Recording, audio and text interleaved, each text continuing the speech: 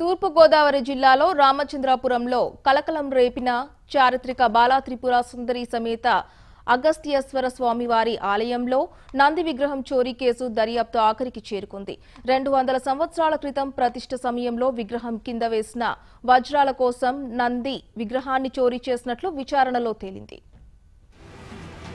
తూర్పుగోదావరి జిల్లాలో సంచలనం సృష్టించిన స్థానిక శివాలయంలో నంది విగ్రహం చోరీ కేసుకు సంబంధించి 15 మందిని పోలీసులు అదుపులోకి తీసుకుని విచారిస్తున్నారు. ఈ ఘటన జరిగిన నాటి నుండి పోలీసులు అన్ని కోణాల్లో దర్యాప్తును ముమ్మరం చేసి నిందితులను గుర్తించడంలో కేసు దర్యాప్తు కొలిక్కొస్తోంది. నంది విగ్రహ చోరులు పట్టుబడినా ఆ విగ్రహాన్ని తీసుకొచ్చే పరిస్థితి లేదని, వజ్రాల కోసం నిందితులు దాన్ని ముక్కలు చేశారని తెలియజేశారు. ఆలయం నుండి చోరీ చేసిన విగ్రహాన్ని పోలవరం కాలువ గట్టుపై ఉన్న విద్యుత్ స్విప్పింగ్ స్టేషన్ సమీపంలో పగలగొట్టినట్లు గుర్తించారు. వజ్రాలుంటాయనే మూఢనమ్మకంతోనే పురాతన నంది విగ్రహాన్ని పగలగొట్టినట్లు పోలీసుల విచారణలో తేలింది.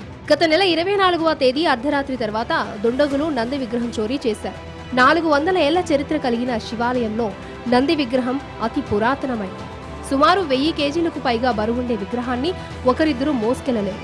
భక్తులు, పట్టణ ప్రజలు అనుమానించినట్లే 15 మందికి పైగా నిందితులు ఈ దారుణానికి పాల్పడ్డారని తేలింది.